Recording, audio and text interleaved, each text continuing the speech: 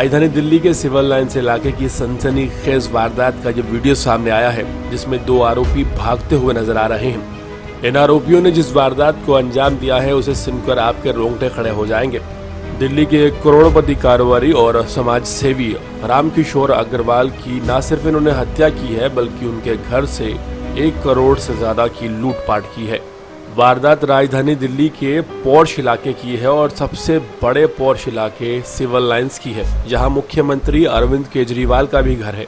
वहीं आपको बता दें, पूरे मामले में हैरान करने वाली बात यह है कि इनके घर में 5 हाई डेफिनेशन सीसीटीवी कैमरे लगे हुए थे। घर के बाहर गार्ड तैनात थे, घर के अंदर एक मेड थी, घर के अंदर एक माली था।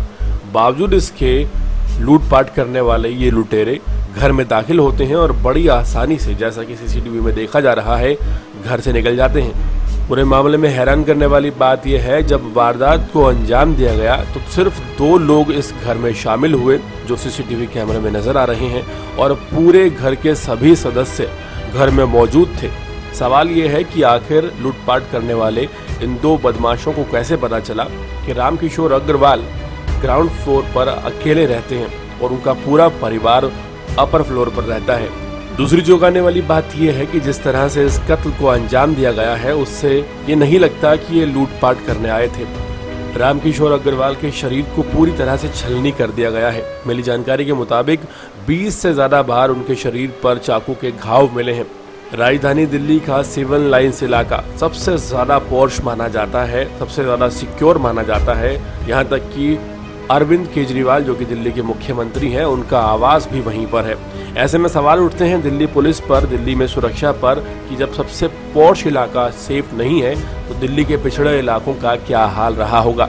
हैरानी इस बात की भी है कि जिस घर में ये दाखिल हुए उस घर के गेट पर गार्ड तैनात था, उस घर में मेड थी, उस घर में माली था, काम करने वाले कुछ लोग थे, घर के पूरे परिवार के सदस्य थे।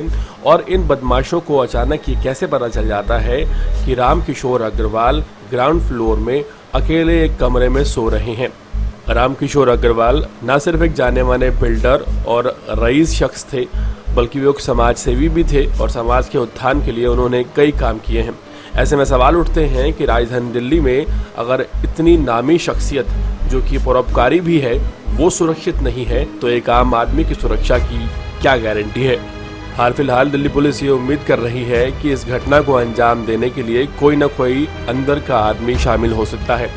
इसी के चलते घर के गार्ड्स और घर के नौकरों को हिरासत में ले लिया गया है और पूछताछ जारी है। दिल्ली पुलिस ने 14 सीसीटीवी फुटेज को अपने कब्जे में लिया है और ये दावा कर रही है कि जल्द ही इस गुत्थी को सुलझा लिया जाएगा। वहीं सवाल खड़े होते हैं कि जब एक जानी मानी शख्सियत, जो कि लगातार सामाजिक कार्यों में संलिप्त रहती थी, रामकिशोर अग्रवाल जैसे लोग दिल्ली में सुरक्षित नहीं है, तो आम आदमी का क्या ही हाल होगा।